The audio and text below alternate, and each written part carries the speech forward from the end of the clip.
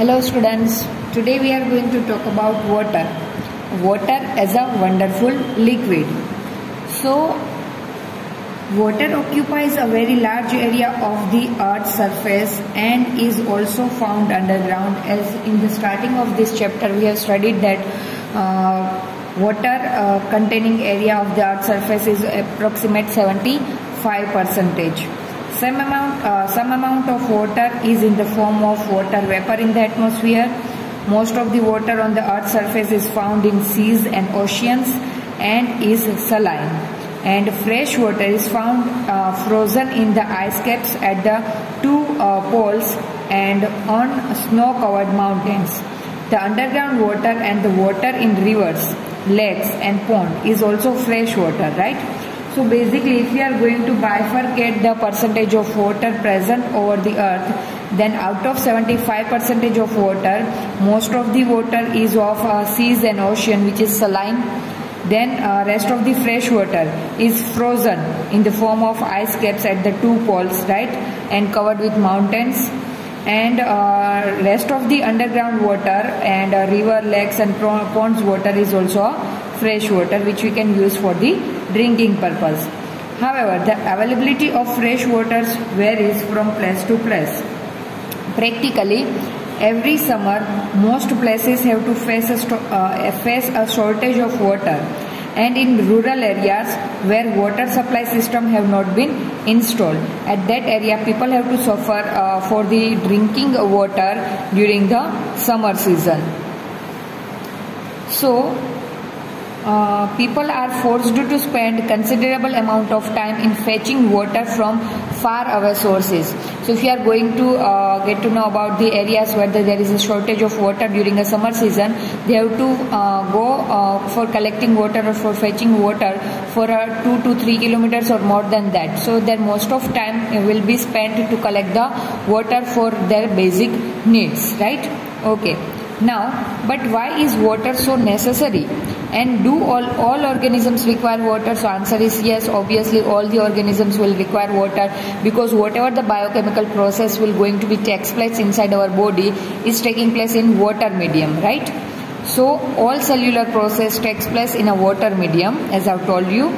All the reactions that take place within our body and within the cells occur between substances that are dissolved in water, and substances are also transported from one part of the body to the other part in a dissolved form, right? So water helps for the transportations of necessary substances, as well as all the cellular activities will be takes place in water medium only. Hence, organisms need to maintain the level of water within their bodies in order to stay alive.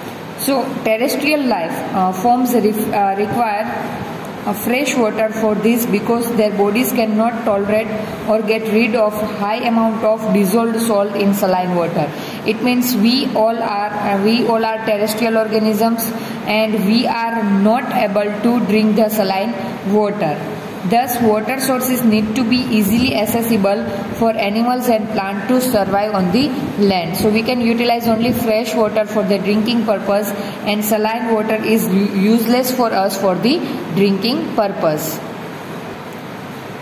So, after compiling the result of the activities in that we have given the water, why the water is necessary, right?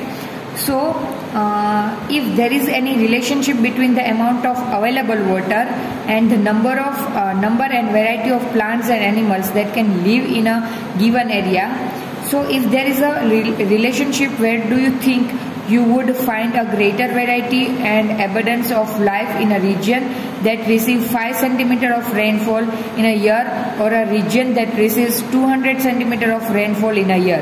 So if you are going to compare these two cases, in which one area which having only 5 cm rainfall per year and one area having a 200 cm rainfall per year, so what do you think that in which region you will find out the more organisms or more varieties of organisms or life will be there? So obviously answer will be the area at which the abundant amount of rainfall will be there. At that area, the more varieties of or a wide range of living organisms would be found to reside. So find the map showing rainfall pattern in the atlas and predict which states in India would have the maximum biodiversity and which would have the least.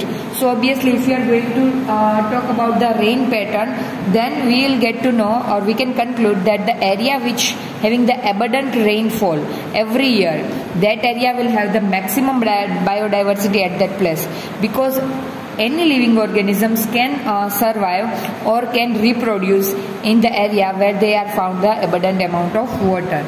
So can we think of any way of checking whether the prediction is correct or not, right? So yes, the prediction is correct, because rain water, which is considered as the fresh water, right, it is required by all the biodiversity or all the living organism. So the availability of water decides not only the number of individuals of species that are able to survive in a particular area, but it also decides the diversity of life there, right? So on the basis of rainfall, we can not only able to find out the number of species, but also we can predict the amount of biodiversity. Of course, the availability of water is not the only factor that decides the sustainability of life in a region. No doubt, rainfall is only not water is not only a factor on the basis of which we can decide the amount of biodiversity or amount of the species. Other factors is also matter, but water is also an essential factor. So other factors like the temperature and the nature of soil also matter. But water is one of the major resources which determine life on the land, right? So as we have discussed that water is a wonderful liquid, or water is a precious for surviving of any of the living organism, then obviously we need to take care of that fresh water available in a limited amount on the earth. So how we can protect it, and how we can decrease the water pollution, or how we can prevent the water pollution, because if the water will going to be polluted, we are not able to get the fresh water for the drinking purpose, right? So water pollution we are going to talk about. Water dissolves in the fertilizers and pesticides that we use on our farms. So some percentage of these substances are washed into the water bodies. Sewage from our towns and cities and the waste from factories also dumped into the rivers or lakes. So specific industries also use water cooling in various operations and later return this hot water to water bodies. So these all are the resources by which the water can be get polluted. Then resources are sewage from our towns and cities, then factories, then after pesticides, fungicides, fertilizers that we are using in our farm. These all are the resources for polluting the water. Another manner in which the temperature of the water in rivers can be affected is when water is released from dams. The water inside the deep reservoir would be colder than the water at the surface, which gets heated by the sun.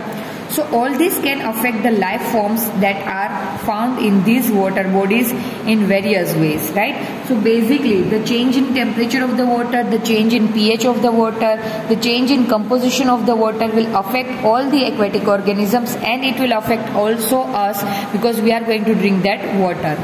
So it can encourage the growth of some life forms and harm some of other life forms. So this affects the balance between various organisms which had been established in that system, right? So increase in temperature are good for some of the organisms, while increase in temperature will be bad for some of the organisms, right? So because of this reason, what happened? There is an unbalance between the organisms established in that system. So we use the term water pollution to cover the following effects. So first effect is the addition of undesirable substances to water bodies. These substances could be either fertilizer and pesticides used in farming, or they could be poisonous substances like mercury salt, which are used by paper industries. These could also be disease-causing organisms like the bacteria which cause cholera, right? So pesticides, fungicides dissolved in water by the farming activity, and mercury-like salt, which is poisonous from the industries, released into the water bodies, which can cause the disease like cholera. Then the removal of desirable substances from water bodies. Dissolved oxygen is used by animals and plants that live in water. Any change that reduces the amount of dissolved oxygen would adversely affect these aquatic animals. and other nutrients could also be depleted from the water bodies, right? So sometime what happen, these activities will decrease the amount of dissolved oxygen, and as we all know that aquatic animals only utilize the dissolved oxygen for their respiration process. So if there is not a sufficient amount of the dissolved oxygen, then aquatic animals cannot be able to respire, and because of that what happen, there will be the depletion of lots of species. Then a change in temperature. Aquatic organisms are used to a certain range of temperature in the water body. Whether they live, and a sudden marked change in this temperature would be dangerous for them or affect their breeding, and the eggs and the larvae of various animals are a particular susceptible to temperature changes, right? So basically the eggs and larvae of some of the aquatic animals could not able to survive in the changing temperature. If the temperature is going to be increases beyond the moderate limit, then also they are not able to survive. If the temperature will goes decrease, then also it cannot able to survive. So that can also cause the depletion of the particular living organism.